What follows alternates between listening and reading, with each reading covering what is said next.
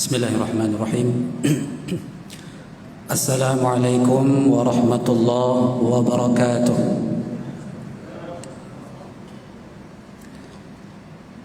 Bersyukur kita kepada Allah dengan ucapan Alhamdulillahi Rabbil Alamin. Berselawat dan salam kepada Rasulullah. Mari kita berselawat kepada Nabi. Salatullah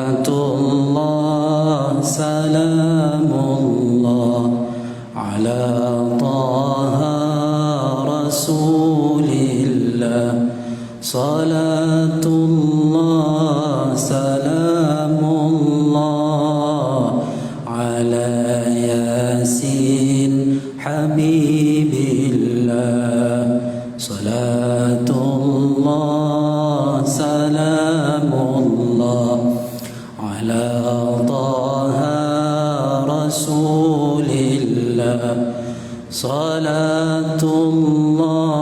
salamullah ala yasin habibillah. Allahumma salli wa sallim wa barik ala Muhammadin wa ala alihi. Tuan Imam yang saya muliakan, muslimin dan muslimat, mudah-mudahan kita senantiasa dilindungi, dirahmati dan diberkati oleh Allah hendaknya. Amin Allahumma amin. Untuk menggantikan Ustaz kita berhalangan kerana sakit, kita doakan mudah-mudahan Ustaz yang jadual ceramah malam ni diberikan kesembuhan yang sempurna oleh Allah Subhanahu Wa Taala hendaknya. Amin Allahumma amin. Muslimin dan muslimat yang dirahmati Allah sekalian, malam ni saya nak kongsi kepada jemaah sekalian bahayanya penyakit tiga serangkai. Bahayanya penyakit tiga serangkai. Tapi tiga serangkai yang saya maksudkan ini bukan kencing manis, darah tinggi, jantung, bukan yang itu. Yang itu bukan bidang saya, ya. Tapi dia tiga serangkai juga, ya. Tiga serangkai penyakit batin. Dahulu saya pernah menyebutkan penyakit kita ni ada dua. Ada penyakit zahir, ada penyakit batin. Ya. Penyakit kita ni ada dua, ada zahir, ada batin. Penyakit zahir contohnya ya tadi, kencing manis, darah tinggi, sakit perut, sakit kepala, jantung, itu semua penyakit zahir. Penyakit batin contohnya dengki, dendam, marah, riak dan seumpamanya. Itu penyakit batin. Kata Imam Ghazali rahimahullah ta'ala, ada tiga perbezaan antara penyakit zahir dengan batin ini. Perbezaan yang pertama, penyakit zahir itu doktornya banyak,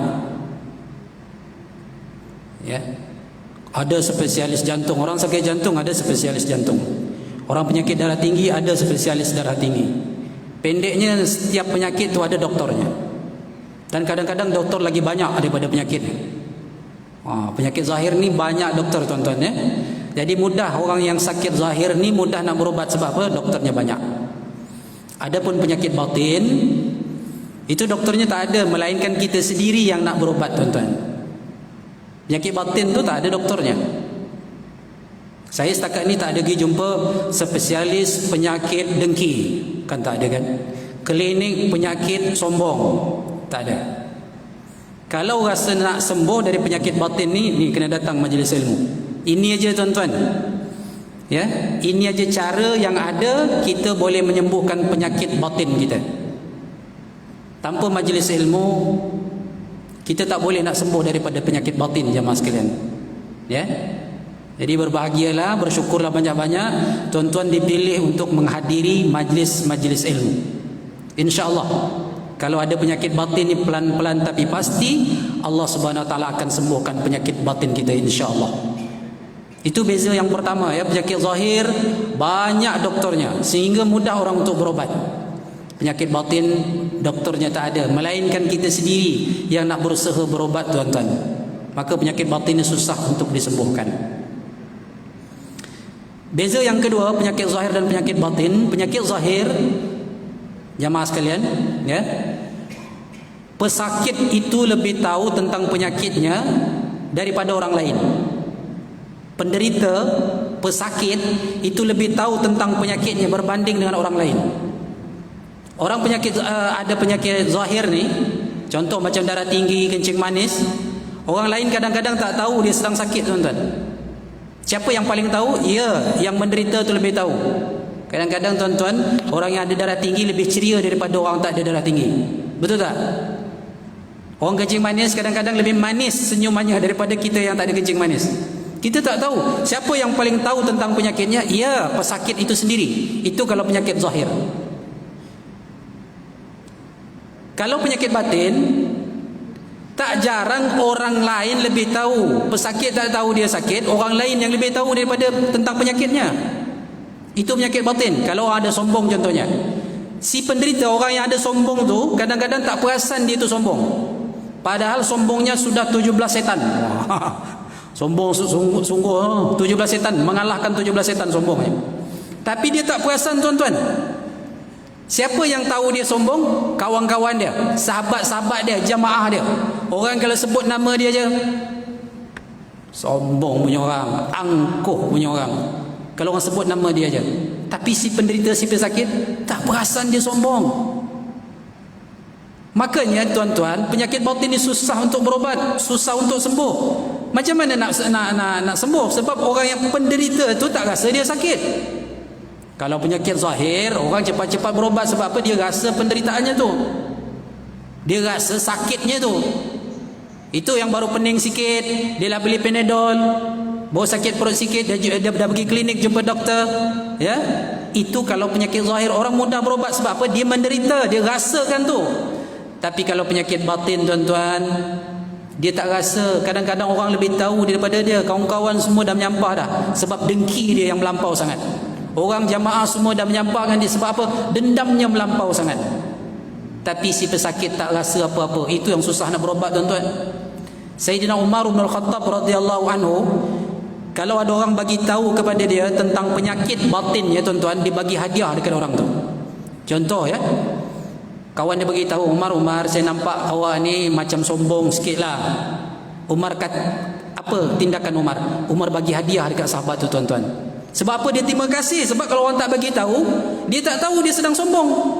Kalau kita macam mana agaknya? Ada kawan kita jumpa kita, bang, maaf bang, saya nampak abang ni macam angkuh sikit lah. Kita bagi hadiah ke? Kita kata, cuba jaga tepi kain orang. Padahal sepatutnya macam Sayyidina Umar, kita kena terima kasih, tuan-tuan. Sebab kalau orang tak bagi tahu, kita tak tahu kita ni sedang sakit, ya. Ini kadang-kadang kalau orang bagi tahu perangai buruk kita malah marah, bukan berterima kasih. Patutnya terima kasih. Kawan dah bagi tahu, boleh berubah, boleh berobat. Gitu ya. Itu yang kedua.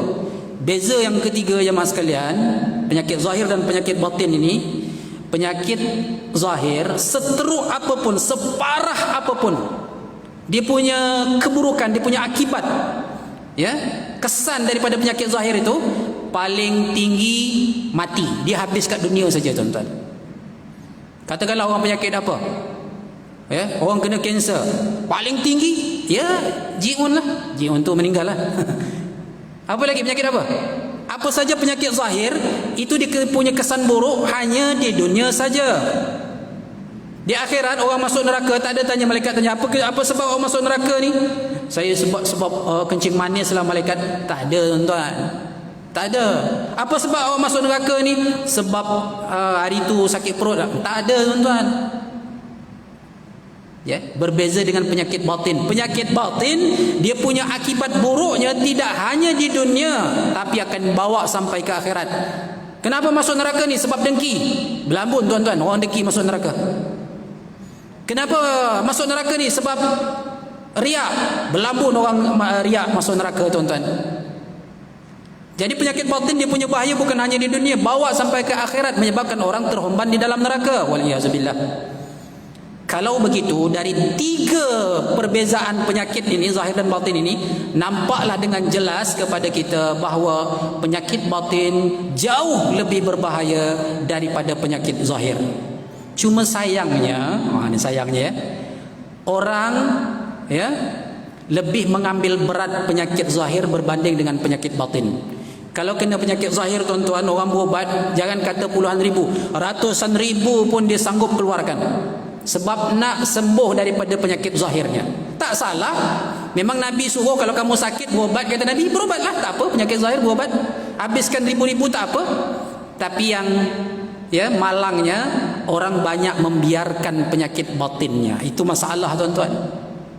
Ketika dia ada dengki, ketika ada dendam, ya, ketika ada amarah dalam dirinya, dia tak ada berusaha sedikit pun untuk berobat. Jangan kata ribu-ribu, masa pun dia tidak peruntukkan untuk berobat daripada penyakit batin tuan-tuan.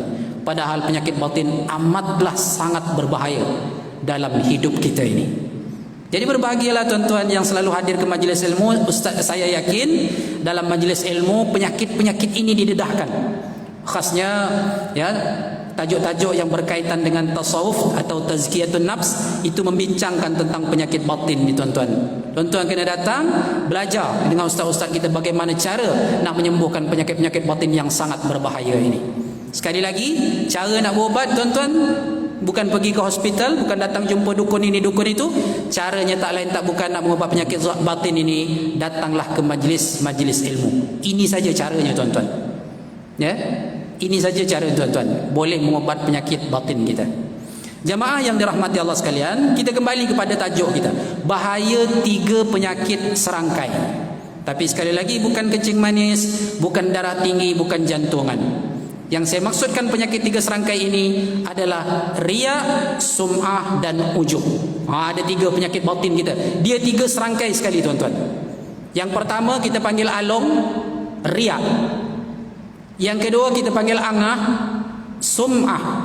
Yang ketiga kita panggil ujub, ya, kita panggil ucu, penyakit ujub namanya jamaah sekalian. Ini 3 serangkai tuan-tuan. Syaitan ni kalau orang boleh lepas daripada riak, dia tak akan biarkan. Dia mesti akan tarik orang supaya buat sum'ah, kena penyakit yang kedua. Kalau sum'ah ni dah lepas, jangan rasa gembira dulu, apatah lagi bangga, dia akan jatuh kepada penyakit yang ketiga, ujub namanya tuan-tuan. Itu yang saya panggil penyakit 3 serangkai. Yang pertama, riak. Apa itu riak? Riak ini tuan-tuan selalu dengar. Kita selalu sangat dengar perkataan riak. Saya mudahkan, riak ini kalau bahasa saya caper. Caper itu apa dia? Cari perhatian makhluk. Cari perhatian makhluk. Dia beribadah ya bukan karena Allah Subhanahu Wa Taala, tapi cari perhatian manusia, makhluk, supaya orang puji dia. Itu dipanggil riak. Itulah riak. Dia buat ibadah tu karena ingin orang lihat kemudian memuji dia. Itu target dia. Niat dia beribadah bukan karena Allah Subhanahu Wa Taala, bukan karena ingin mendapatkan surga Allah, bukan ingin berjumpa Allah Subhanahu Wa Taala, tapi niat dia beribadah supaya orang lihat dan kemudian memujinya. Caper, cari perhatian jemaah sekalian. Riya ini dia berlaku ketika sedang beribadah. Sebab ketika sedang beribadah, ya, orang tengok. Itu dipanggil riak ya. Itu riak dipanggil. Muslimin dan muslimat yang dirahmati Allah sekalian, riak ni tak kena sebelum beribadah, tak kena selepas ibadah, tak kena. Dia masa beribadah tu. Ketika beribadah tu. Tengah-tengah mengaji gitu ya, datang kawan. Dia nak kawan dia dipuji dia ni. Tadi dia pakai bayati, datang kawan disapu semua taranum. Tujuan dia supaya kawan, hebat qari rupa kawan aku ni. Gitulah. Ya. Apa bahaya riak ni tuan-tuan? Sebelum saya sebutkan apa bahaya riak ni tuan-tuan, saya suka dulu bacakan firman Allah yang tuan-tuan hafal belaka ni, ayat terakhir suratul Kahfi. Kata Allah, "Faman kana yarju liqa'a rabbih falyamal 'amalan salihan wa la yusyrik bi'ibadati rabbih ahada." Maka siapa yang mengharapkan berjumpa dengan Tuhannya, siapa yang nak jumpa Allah tuan-tuan, kaum muslimin dan muslimat yang dirahmati Allah sekalian, saya yakin saya, tuan-tuan, puan-puan mesti nak jumpa Allah Subhanahu Wa Taala. Mesti nak tengok Allah Subhanahu Wa Taala. Ahlussunnah wal Jamaah meyakini ya kita nanti akan lihat Allah. Bagi orang yang bernasib baik di akhirat nanti, wujuhun yawma idzin nadhirah ila rabbiha nazirah. Ada wajah-wajah yang berseri bercahaya di akhirat nanti melihat kepada Tuhannya. Ahlussunnah wal Jamaah meyakini kita yang bernasib baik yang nanti masuk surga, tuan-tuan akan jumpa Allah, akan tengok Allah. Dan itulah nikmat yang paling besar yang Allah berikan kepada kita, yakni berjumpa Allah Subhanahu wa taala. Lillazina ahsanul husna wa ziyadah. Bagi orang-orang yang melakukan kebaikan di atas muka bumi ini, mereka akan dapatkan pahala terbaik, yakni surga. Wa ziyadah, dan tambahan daripada surga itu, yakni melihat Allah Subhanahu wa taala. Kata para ulama tafsir, melihat Allah itu jauh lebih nikmat, lebih indah dan lebih membahagiakan, lebih menyeronokkan daripada nikmat surga yang disediakan untuk kita, tuan-tuan. Masya Allah. Kita melihatnya nanti di surga, bukan Allah di surga, kitanya yang di surga. Allah wallahu alam. Itu target kita. Kata Allah dalam suratul Kahfi ayat terakhir, siapa yang nak jumpa Allah nanti di akhirat, ada dua syarat dia kena buat, tuan-tuan. Yang pertama, falyamal amalan salihah, dia kena melakukan amal salih. Dia kena buat baik atas muka bumi. Dia kena buat baik. Jadi kalau tak buat baik, ya tak apa jumpa Tuhan lah. Syarat yang kedua, wala yusyrik bi'ibadati rabbih ahada, jangan mensyirikkan Allah dalam beribadah kepada Tuhan. Jangan buat riya, jangan syirik dalam beribadah. Syirik dalam beribadah maknanya riya lah, tuan-tuan. Lawan kepada ikhlas itu kan riya, syirik itu lawan kepada ikhlas. Jangan syirik kepada Allah dalam beribadah, jangan riya.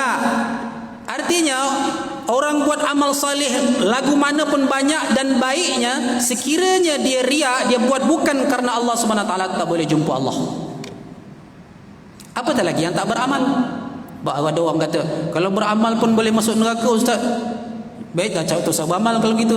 Syarat, kena ingat, syarat nak jumpa Tuhan mesti beramal, amal saleh. Tapi amal itu pastikan tidak ada riak di dalamnya, buat karena Allah. Dah syarat dua, kena buat dua-dua lah. Tak beramal juga salah, beramal riak pun salah juga. Yang betul apa dia? Beramal salih dan ikhlas karena Allah Subhanahu wa taala. Itu baru betul, tuan-tuan ya. Muslimin dan muslimat yang dirahmati Allah sekalian. Apa bahaya riak? Kita ringkaskan sebab ada 3 penyakit ni, tak tahu selesai atau tidak sampai Isyak ya. Bahaya riak yang pertama, riak ni menghapuskan amal ibadah yang dia riakkan tu. Ibadah yang dia buat tak berpahala, tuan-tuan. Allah sebut dalam surah Al-Baqarah, ya ayyuhallazina amanu la tubtilu sadaqatikum bil manni wal adza kallazi yunfiqu malahu ria'an nasi wa la yu'minu billahi wal yawmil akhir famathaluhu kamathali safwanin alayhi turab fa asabahu wabilun fatarakahu salda la yaqdiruna ala syai'in mimma kasabu wallahu la yahdil qaumal kafirin. Hei orang-orang yang beriman, jangan kamu padamkan, jangan kamu hapuskan pahala sedekah-sedekah kamu dengan mengungkit-ungkitnya dan menyakiti penerimanya. Tuan-tuan, antara penghapus pahala sedekah kita, mengungkit-ungkit pemberian kita. Dah sedekah, apa itu sebut-sebut. Antara perkara yang boleh menghapuskan pahala sedekah kita, menyakiti penerimanya. Bagi-bagi tapi menyakiti. Bagi-bagi, nampak badan besar, kerjalah sana, kan sakit hati dia. Kalau tak nak bagi, sudahlah. Kalau nak pun nasihatkan, nasihat baik-baik, bukan menyakitinya. Malas, asyik minta aja kerja. Bukan begitu caranya, tuan-tuan. Nasihat baik-baik. Kalau tak nak bagi, tak lain cerita lah. Ini bagi tapi menyakiti, tak berpahala, tuan-tuan. Atau yang ketiga, Allah samakan orang yang mengungkit-ungkit pemberiannya, orang yang menyakiti penerimanya, Allah samakan sedekah mereka ni seperti orang yang riak dalam berinfak, seperti orang yang menginfakkan hartanya riak, kata Allah SWT. Sama-sama tak berpahala. Contoh Allah bagi tak berpahala tu macam mana? Nak bagi kita nampak, tuan-tuan. Hapus pahala sebab riak ni, tuan-tuan. Famathaluhu kamathali safwanin, kata Allah. Perumpamaannya adalah seperti batu licin. Batu licin ni mungkin kristal ke batu licin lah. Di atas batu tu alaihi turabun, atas batu tu ada tanah. Entah debu ke, entah tanah liat ke, tapi antara tanah dengan batu licin tak ada pelekat. Fa asabahu wabilun, lalu ya tanah itu ditimpa hujan yang lebat. Fatarakahu salda, maka tinggallah batu itu dalam keadaan bersih kembali, tuan-tuan. La yaqdiruna ala syai'in mimma kasabu, mereka tak mampu mendapatkan sedikit pun manfaat daripada usaha yang mereka lakukan. Itu orang riak dalam berimpak, tuan-tuan. Ni ada batu licin, ada tanah dekat atas, tiba-tiba ada hujan lebat menyiram batu tersebut. Bersihlah taknya, debu tersebut hilanglah. Artinya tidak berpahala. Nauzubillahi min zalik. Tak kisahlah banyak atau tidak infak dia, sedekah dia, selagi ada riak, dia buat bukan karena Allah tapi buat karena makhluk, cari perhatian makhluk untuk kemudian memujinya, itu saja target dia, tuan-tuan, maka ibadah yang dilakukan riak tersebut tak berpahala. Nauzubillahi min zalik. Penat dia buat. Kata Nabi SAW, berapa banyak orang yang bangun malam tak dapat apa-apa kecuali letih saja, mengantuk saja, ya, tak dapat apa sebab dia bangun bukan karena Allah Subhanahu wa taala. Muslimin dan muslimat yang dirahmati Allah sekalian, bukan setakat itu, bukan setakat tak berpahala, tuan-tuan. Bukan setakat tak berpahala, orang yang beramal riya bukan karena Allah Subhanahu wa taala akan dihumbankan ke dalam neraka. Nauzubillahi min zalik. Saya nak sebutkan dua dalil orang riak ni dihumban dalam neraka. Yang pertama, yang ini tuan-tuan hafal belaka ni. Fawailul lil musallin allazina hum an salatihim sahun allazina hum yuraun. Hafalkan Al-Maun. Maka celaka bagi orang-orang yang salat. Ayat ni jangan potong dekat sini, tuan-tuan. Baca ayat Quran ni kalau potong-potong tafsirnya pun berubah, tuan-tuan. Jadi bahaya, tuan-tuan. Dulu ada orang, kita jumpa orang berpahaman radikal sikit lah, ya, bukan teroris punya pemahaman. Dia kata kalau jumpa orang kafir kita wajib bunuh dia. Oh, berat, tuan-tuan. Kita kata mana ada Al-Quran bagi tahu begitu. Dia baca ayat Al-Quran, ya, di mana kamu jumpa orang kafir, faqtuluhum haitsu wajadtumuhum, kata Al-Quran. Ada memang ayat itu dalam Al-Quran, dalam surah Taubah. Maka bunuhlah mereka di mana saja kamu jumpa mereka. Al-Quran kata begitu, bunuh orang kafir ni mana saja jumpa. Tapi sayang dia potong ayat tu separuh je. Tuan-tuan, bahaya. Lalulah amoy ke uncle yang tengah jogging apa ke semuanya, kerat batang leher dia, boleh ke tak? Itu bukan dari Islam, tuan-tuan. Jangan kata membunuh orang-orang kafir, apalagi kafir zimmi ni. Kafir zimmi maksud saya bukan harbi. Harbi itu memang dia memerangi kita, ya. Yang zimmi yang di bawah pemerintahan Islam, kata Nabi, man aza zimmiyan faqad azani. Siapa yang menyakiti kafir zimmi bermakna dia menyakiti aku, tuan-tuan. Oh, tengok, tuan-tuan. Islam itu Masya Allah, tak ada ajaran Islam suruh bunuh orang kafir mana jumpa, tuan-tuan. Lalu ayat itu apa maksudnya? Ayat itu ada sambungannya, ada ceritanya. Apa ceritanya? Dalam peperangan. Dalam peperangan, ketika kita berperang dengan orang kafir, jumpa orang kafir, ya sembelihlah. Kalau tak, dia yang akan sembelih kita. Dalam peperangan, bukan dalam keadaan aman seperti ini. Hati-hati, tuan-tuan, jangan potong-potong ayat Al-Quran ni ikut selera kita. Ambil yang sekiranya menyokong pahaman kita, dia ambil. Tak boleh begitu, tuan-tuan. Sama dengan Al-Ma'un ini. Celakalah orang-orang yang salat. Kalau stop dekat situ, akhirnya orang berhenti salat, itu apa? Sembahyang. Celaka, masuk neraka. Well, itu kan nama, salah satu nama neraka. Ayat itu ada sambungannya. Allazina hum an salatihim sahun. Orang salat yang macam mana yang celaka tu? Yang lalai tentang salat mereka. Kata para ulama, muju, nasib baik ayat itu kata an salatihim, bukan fi salatihim. Kalau fi maksudnya dalam salat. Orang yang lalai dalam solat. Kalau lalai dalam solat celaka, oh, punah kita, tuan-tuan, jahanam kita. Kita tak tahulah, tuan-tuan. Kalau saya ni tak adalah khusyuk sampai 100% sempat solat. Waktu imam takbir khusyuk lagi, Allahu Akbar, kata imam khusyuk lagi. Imam baca Fatihah masih khusyuk lagi. Start imam baca ayat, mula ingat. Yang lupa kat rumah tadi pun ingat. Betul tak? Kunci lu tadi lupa. Oh, dalam sembahyang ingat. Tengok syaitan punya kerja. Ingat masa Allahu Akbar kata imam untuk rukuk, baru ingat, aku sembahyang rupanya. Kita tak ada khusyuk. Kalaulah dalam solat itu celaka, lalai dalam solat itu celaka, pakai fee, bahaya kita tuan-tuan. Nasib baik kata para ulama, Allah kata an salatihim. An salatihim itu antara tafsirnya boleh jadi salat sudah luar waktu. Ya, salat maghrib belum selesai dah masuk isyak. Sengaja tak ada apa sebarang uzur, ya, sembahyang asar baru dapat satu rakaat ke atau baru takbir, orang dah azan maghrib. Itu orang yang lalai dalam salat. Antara tafsirannya, banyak tafsir-tafsir yang lain, ya. Okey, tak apa. Ayat itu pun ada sambungan. Orang yang lalai dalam salat itu maksudnya apa? Allah jelaskan pada ayat berikutnya, allazina hum yuraun, orang yang riak dalam salatnya. Itu rupanya orang yang celaka, orang salat yang celaka. Riak salat dia. Oh, kalau sembahyang, ya, ada kawan sebelah, usolli, wah, Allah, bismillah. Wah, kalau ada orang, kalau masa jadi imam lepas Fatihah Yasin. Tapi kalau di rumah lepas Fatihah langganan inna a'tainakal kautsar wal 'asri. Qul huwallahu qul a'udzu birabbin nas. Tapi kalau di belakang orang, kalau di depan orang, wah, itulah tadi habis semua dia taranum dia baca semua, bayatina hawan rasika semua dia.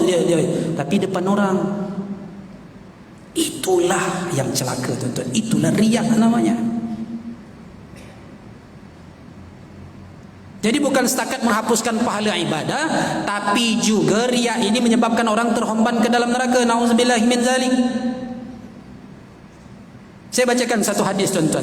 Hadis ini cukup popular dan panjang. Saya bacakan terjemahan saja. Hadis diriwayatkan oleh Imam Muslim tuan-tuan, hadis sahih. Kata Nabi, orang yang pertama kali dihisap di akhirat nanti bukan orang kafir, bukan munafik. Yang pertama kali dihisap 3 orang, 3 golongan manusia yang akan dihisap pertama kali di akhirat. Yang pertama siapa dia? Orang ustushhida fi sabilillah, orang yang mati di medan perang melawan orang kafir.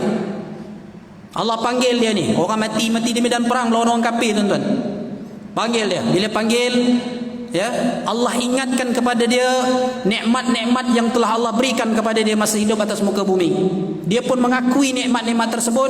Lalu Allah tanya kepada dia, kamu gunakan untuk apa nikmat yang aku dah bagi ni? Tuan-tuan, nikmat yang Allah dah bagi kepada kita ni nanti ditanya. Jangan duk selesa sangat, ya. Semua akan dihitung tuan-tuan. Ini bukan menakutkan, ini memang cerita benar tuan-tuan. Thumma latus'alunna yawma idzin 'anin na'im. Kemudian kamu benar-benar akan disoal pada hari itu, yakni pada hari kiamat, tentang nikmat-nikmat yang telah Allah berikan kepada kamu. Semua nikmat yang Allah bagi ni Allah akan tanya. Ketika dengar ayat ni tuan-tuan, ada seorang budak pakai seluar pendek tak berbaju tuan-tuan, datang jumpa Nabi, ya Rasulullah, aku ni nanti akan disoal tak? Diingatkan dia tak kena soal, mana nak soalnya? Baju pun tak punya, tak ada baju tuan-tuan, pakai seluar pendek je budak, hamba sahaya pakai seluar pendek, miskin papa kedana tuan-tuan. Dia tanya Nabi, aku ni nanti akan disoal tak ya Rasul? Apa jawab Nabi? Kata Nabi, kamu nikmati tak cahaya matahari? Iya ya Rasul. Udara kamu hirup tak udara? Iya ya Rasul. Kata Nabi, itu pun akan ditanya nanti, kamu gunakan untuk apa? Tuan-tuan, Islam tak melarang kaya tuan-tuan, tapi hati-hati menggunakan kekayaan yang kita miliki ini. Pastikan digunakan di jalan Allah. Kalau tak, nyanya tuan-tuan dekat akhirat. Nyanya tuan-tuan, ya. Semakin banyak harta, semakin tinggi pangkat, semakin banyak soalan di akhirat nanti tuan-tuan. Semakin banyak soalan. Islam tidak melarang, tapi pastikan kekayaan nikmat yang kita peroleh ini digunakan di jalan Allah Subhanahu wa taala. Okey, kita kembali ke hadis tadi. Muslimin dan muslimat yang dirahmati Allah sekalian. Allah tanya, apa yang kamu gunakan nikmat yang aku beri, kamu gunakan untuk apa? Orang ini dengan rasa bangga menjawab, ya Allah, aku telah syahid di medan perang, berperang melawan orang kafir. Ya, mati di medan perang. Dia pun puasan lah kan, mati di medan perang melawan orang kafir, aku mati syahid. Apa kata Allah? Jawapan Allah ni tuan-tuan menegakkan bulu roma kita tuan. Takut tuan. Apa kata Allah? Kadzabta, kamu berdusta. Hang tipu, kata Allah. Terkejut kata terkejut. Mati di medan perang ni. Kamu tipu, kamu berbohong. Kamu dulu memang berperang, mati di medan perang, melawan orang kafir, tapi kamu berperang bukan karena aku. Kamu berperang supaya dianggap disebut orang kamu seorang pahlawan, kamu hero. Dan itu sudah kamu dapatkan pujian itu. Mungkin namamu tercatat di sejarah.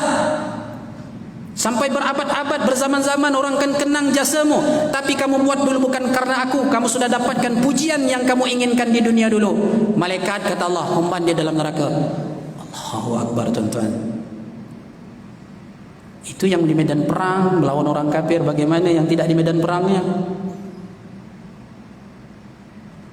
Ini yang pertama, tuan-tuan. Orang yang mati di medan perang gagal mendapatkan surga sebab riak.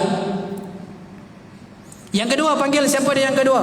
Orang yang banyak hartanya. Allah berikan harta melimpah ruah kepada dia masa hidup di dunia. Allah panggil dia. Allah ingatkan nikmat yang banyak yang Allah berikan kepada dia. Dia pun mengakui nikmat tersebut. Lalu Allah tanya, kamu gunakan untuk apa nikmat yang aku beri kepada kamu? Dia pun dengan bangga berkata, ya Allah, nikmat yang kamu berikan kepadaku tak satu pun aku gunakan kecuali untuk di jalanmu. Aku sumbangkan di jalanmu, ya Allah. Orang dermawan rupanya, hartawan dermawan. Hartawan tu banyak harta lah. Orang banyak harta kan dipanggil hartawan. Ya, orang banyak derma, dermawan.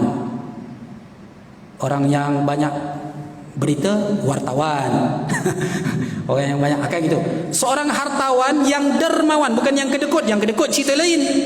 Ya, ini tak dia menyumbang masjid, entah masjid mana, entah sekolah mana, rumah anak yatim mana, janda-janda tua mana, semua dia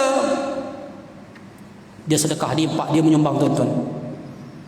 Tapi kata Allah, kazzabta, kamu berbohong, kamu berdusta. Memang kamu bersedekah melimpah ruah, orang semua tahu kamu bersedekah, tapi kamu bersedekah bukan karena aku, kata Allah. Kamu bersedekah supaya orang sebut kamu seorang yang dermawan, seorang yang jawad, orang yang banyak berimpak, banyak bersedekah. Itu saja target kamu. Bagus kamu berimpak bukan karena aku pun. Allah Maha tahu, tuan-tuan. Kita ni ikhlas atau tidak, Allah Maha tahu. Kadang-kadang kita sendiri pun tak tahu, tuan-tuan, kita ni ikhlas atau tidak. Maka saya kadang-kadang, tuan-tuan, ya, tak bersetujulah. Ada orang sebut, orang yang mengaku dia ikhlas. Saya ikhlas belanja awak. Tuan-tuan, kita sendiri tak tahu kita ikhlas. Kalaupun tahu, anggap saja. Hakikat keikhlasan itu hanya Allah yang tahu. Apatah lagi menuduh orang tak ikhlas, itu lagilah tak betul. Tengok orang berinfak, tak ikhlas lah tu, menunjuk-nunjuk lah tu, itu lagi tak betul. Sedangkan hati sendiri je tak tahu, apatah lagi hati orang. Kalau orang buat, ya, berimpak depan orang, dia masuk media sosial, masuk TV ke, dia punya impak dia, kita kata dia ikhlas sajalah. Ikhlas atau tidak, dia hakikatnya itu hanya Allah yang tahu. Kita tak tahu hati orang, tuan-tuan. Ini kita pula condemn orang, ya, orang yang berimpak, menampakkan impak dia, tuan-tuan. Hati kita saja kita tak pasti, apatah lagi hati orang. Saya berimpak, kata Allah, berdusta. Kamu berimpak dulu bukan karena aku, tapi karena pujian, mengharapkan pujian orang. Dan itu sudah kamu dapatkan di atas muka bumi ini. Di media sosial jutaan orang ikut kamu, orang menganggap kamu seorang yang dermawan. Kamu dah dapatkan di dunia. Malaikat humban di dalam neraka. Nauzubillahi min zalik. Orang yang terakhir, orang yang ketiga. Ini para ustaz-ustaz takut ni, tuan-tuan. Yang ketiga ni yang panggil siapa, tuan-tuan? Orang yang belajar dan mengajar serta membaca Al-Quran. Alim, faqih, qari. Dia belajar agama, dia mengajar pula, jemaah ramai. Wah, hebatlah ustaz ni, ya. Lepas itu qari pula, baca Al-Quran qari. Oh, kalau dia mengaji, orang meleleh air mata menangis, tuan-tuan, ya. Dia pun dengan bangga kata, saya dulu belajar ilmu agama, ya Allah, kemudian saya mengajarkannya, saya baca Al-Quran, ya Allah, karenamu, ya Allah. Apa kata Allah? Kazzabta, kamu berdusta. Kamu belajar dulu, kamu mengajar dulu, kamu baca Al-Quran dengan suaramu yang merdu, bukan karena aku, tapi supaya kamu dianggap seorang agamawan, supaya kamu dianggap orang yang faqih, alim, qari. Itu saja tujuan kamu, bukan karena aku pun, kata Allah. Akhirnya kata Allah, malaikat umpan dia dalam neraka. Nauzubillahi min zalik. Tengok, tuan-tuan, ini orang yang berbuat kebaikan sudah ni. dan kebaikannya bukan calang-calang mati di medan perang, berimpak, belajar agama, tapi gagal meraih surga Allah Subhanahu wa taala karena riya. Tuan-tuan, kenapa orang riya ni sampai teruk sangat begitu? Teruk sangat orang riya, di balasan dia teruk sangat sampai begitu sekali ya. Tuan-tuan, kalau macam tuan-tuan bos tuan-tuan dah bagi macam-macam, tuan-tuan bekerja dengan satu syarikat tuan-tuan lah kan, bagi-bagi bos bagi rumah, bagi duit saban bulan, gaji, semua fasiliti bos bagi. Tiba-tiba tuan-tuan berkhidmat dengan syarikat lain, agak-agak bos marah tak? Habis masa tuan-tuan buat bukan karena bos, bukan karena bos yang bagi tu, tapi buat untuk syarikat lain, tak bayar apa-apa pun bos lain ni. Lebih kurang begitulah tuan-tuan. Allah dah bagi macam-macam dekat kita tuan-tuan, tiba-tiba kita beribadah bukan untuk dia, bukan karena dia, tapi karena makhluk ni, karena yang lain daripada Allah Subhanahu Wa Taala yang bagi marah. Itulah bahayanya riak tuan-tuan. Okey, sebab kita ada sikit lagi masa, sum'ah dengan ujub tak sempat, insya-Allah kita sambung pada kesempatan yang akan datang. Saya nak sebutkan tanda riak ni. Kata Sayyidina Ali dalam kitab Al-Kabair yang kita mengaji itu saban bulan sekali itu, tanda orang riak ni ya, yang pertama tuan-tuan, dia kalau ada orang perhatikan dia, amalan dia meningkat, dia semangat beribadah kalau ada orang tengok dia. Tapi ketika dia bersendirian, dia malas beribadah. Kalau ada seperti itu, jangan nilai orang lain, nilai kita sendiri.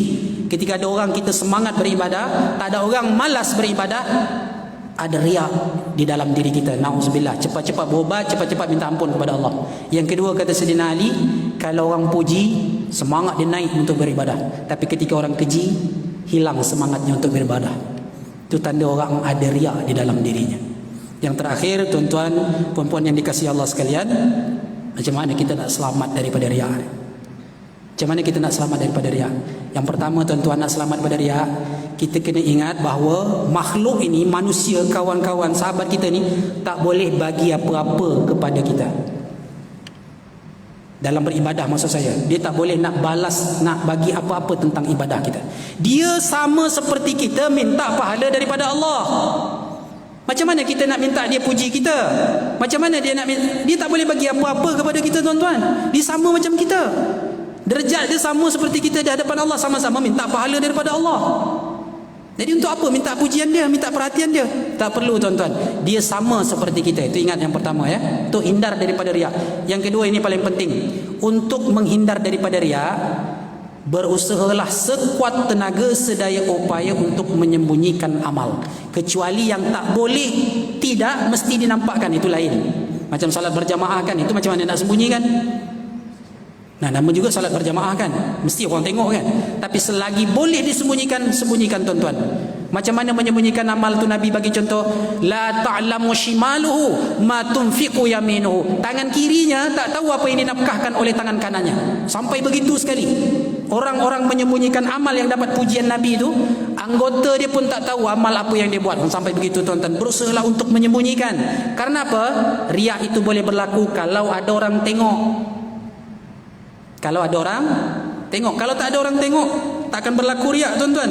Oleh kerana itu, para ulama nasihatkan kepada kita, berusahalah untuk menyembunyikan amal kita. InsyaAllah takkan kena riak tuan-tuan. Mungkin ada soalan, Ustaz, tak boleh langsung ke nampak macam sedekah? Boleh tuan-tuan, ada ayat dalam Al-Quran, dalam surah Al-Baqarah, in tubdus sadaqati fa ni'mahi wa in tukhfuha wa tu'tuha al-fuqara fa huwa khairul lakum. Jika kamu nampakkan sedekah, elok. Tapi kalau kamu sembunyikan dan kamu berikan kepada orang fakir, itu lebih elok. Jadi sedekah ni boleh dua buat. Dengan menampakkan boleh, tapi dengan syarat jangan ada riak. Dengan syarat sedekah itu bertujuan untuk berdakwah, untuk ajak orang lain bersedekah. Kalau saya bersedekah, kawan-kawan pun kata, alah ustaz pun bersedekah, yang lagi banyak duit, saya kenalah. Begitu. Itu bagus menampakkan dengan tujuan berdakwah. Tapi syaratnya jangan ada riak. Tujuan untuk berdakwah boleh nampakkan. Tapi kalau kita rasa takut kena riak dan bukan tujuan untuk berdakwah pun, tak perlu dinampakkan, sembunyikan. Itu lebih baik. Fahuwa khairul lakum, itu lebih baik. Sembunyikan sedekah kita itu, impak kita. Sedekahkan hanya Allah Subhanahu Wa Taala saja yang tahu tuan-tuan. Saya tutup dengan satu cerita yang popular sekali dari guru-guru kita tuan-tuan. Ada seorang meninggal sedang sujud di Masjidil Haram, pakai ihram di Masjidil Haram sedang sujud pula. Nampak zahir ni memang mati husnul khatimah lah tuan-tuan. Ketika dia mati di Masjidil Haram, cerita ini popular satu ketika dulu tuan-tuan ya. Orang pun datang jumpa keluarga dia, jumpa mak dia, nak tanya apa rahsia orang ni mati. Sampai segitu sekali, sedang sujud tuan-tuan, pakai ihram pula depan di Masjidil Haram pula tu. Ya. Mak dia pun tak tahu apa amalan yang dibuat oleh anak dia ni. Seminggu kemudian, ibu tunggal dengan beberapa orang anak yatim datang tuan-tuan. Ini kalau suami mati ibu tunggal datang, itu tanda bukan. Ya, ibu tunggal datang dengan beberapa orang anak yatim. Rupanya tuan-tuan, hamba Allah yang meninggal husnul khatimah tadilah kita kata, mudah-mudahan ya. Saban bulan gaji dia itu dibagi. Sebelum digunakan dibagi untuk anak yatim dan ibu tunggal ni tuan-tuan. Saban bulan tanpa seorang pun yang tahu, hantar mak dia sendiri pun tak tahu. Mati husnul khatimah, insya-Allah. Cukup sampai sekian. Mudah-mudahan apa yang saya kongsikan ini bermanfaat untuk saya, dan alhamdulillah jika dapat dimanfaatkan oleh tuan-tuan sekalian. Semoga Allah selamatkan kita daripada riak ini ya. Insyaallah akan datang kita akan sambung pada sum'ah dan ujub. Abangah dan uju belum lagi ya. Yang sama-sama berbahaya tuan-tuan. Mudah-mudahan Allah selamatkan kita dari penyakit-penyakit ini. Kita tutup membaca tasbih kafarah dan suratul asri. Subhanakallahumma bihamdika asyhadu an la ilaha illa anta astaghfiruka wa atubu ilaik. Bismillahirrahmanirrahim. Wal asri innal insana lafi khusrin illa allazina amanu wa amilus solihat wa tawassaw bil haqqi wa tawassaw bis sabr. Hadza billahi taufiq wal hidayah. Assalamualaikum warahmatullahi wabarakatuh.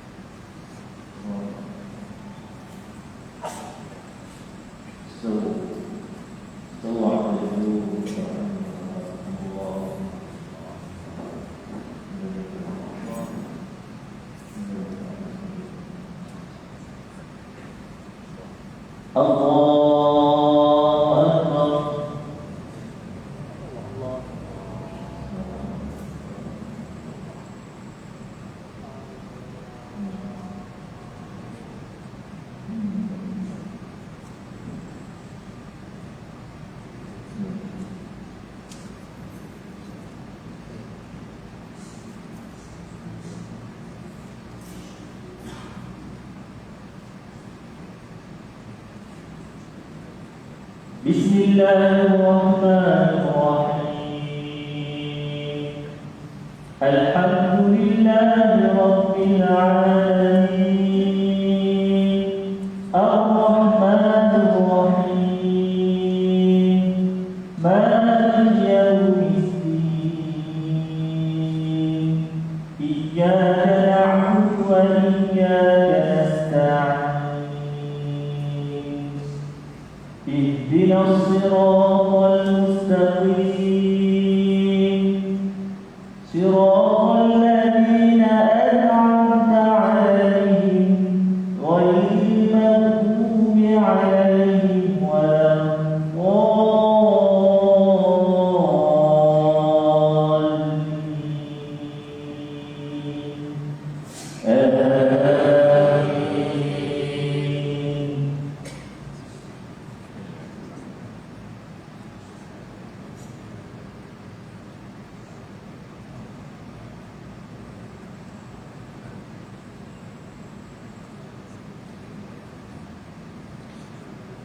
ولو أن أهل القرى آمنوا واتقوا لفتحنا عليهم بركات من السماء والأرض ولكن كذبوا فأخذناهم بما كانوا يكسبون أفأمن أهل القرى أن يأتيهم بأسنا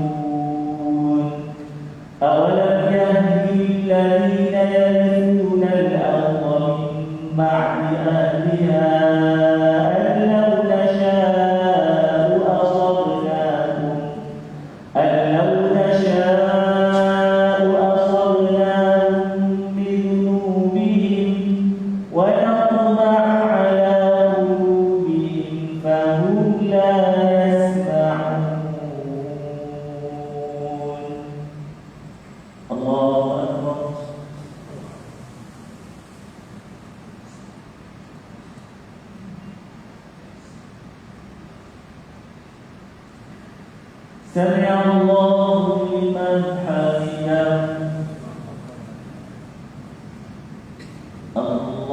الله أكبر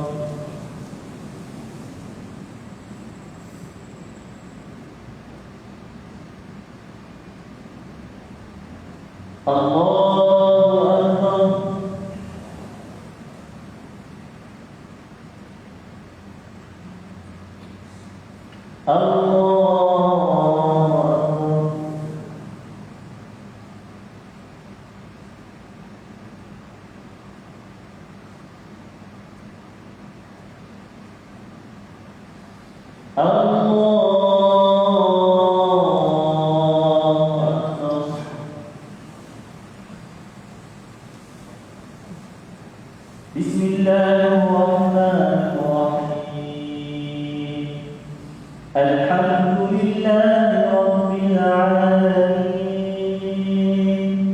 الرحمن الرحيم مالك يوم الدين إياك نعبد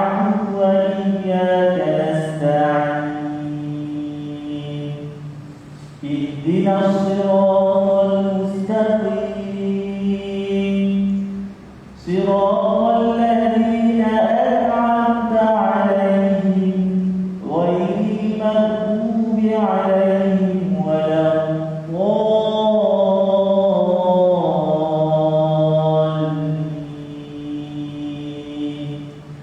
آمين.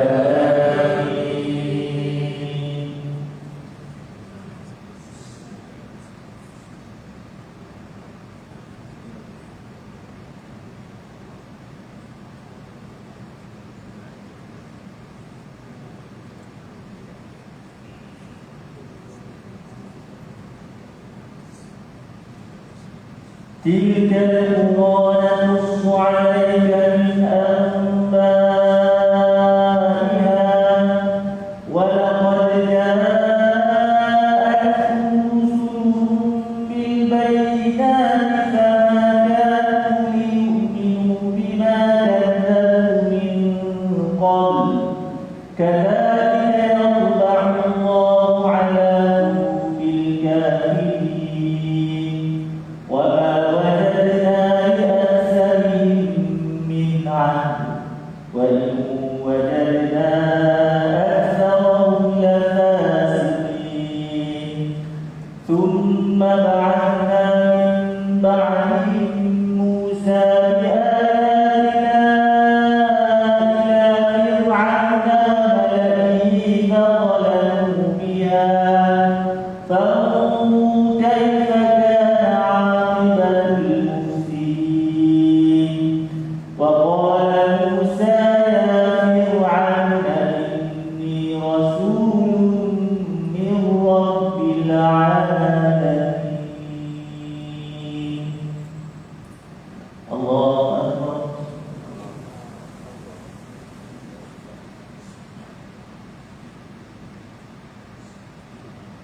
سمع الله لمن حمده. الله أكبر.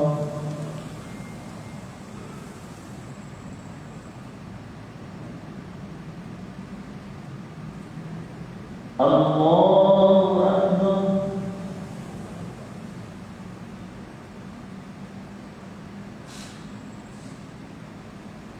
الله أكبر.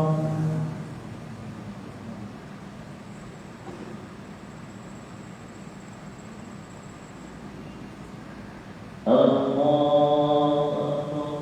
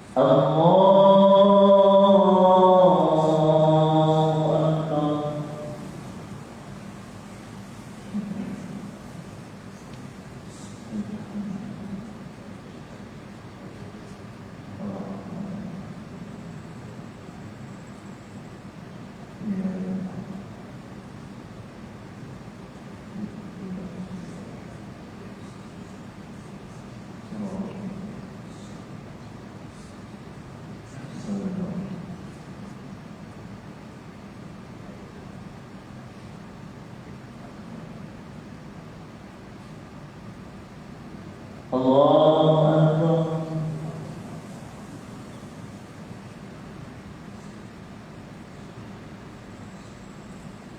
سمع الله لمن حمده.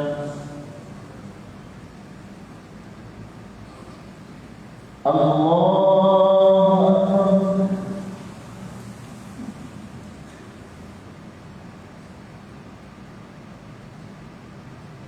الله أكبر.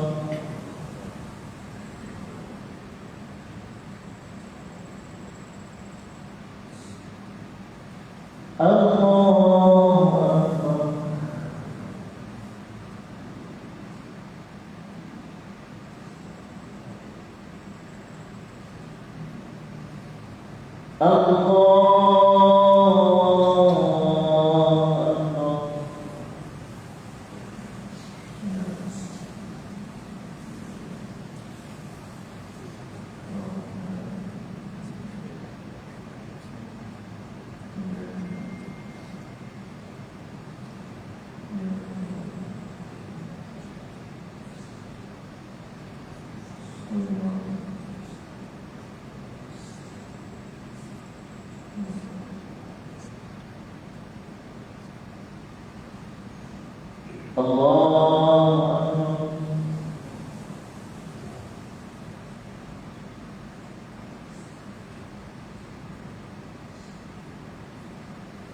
سمع الله لمن حمده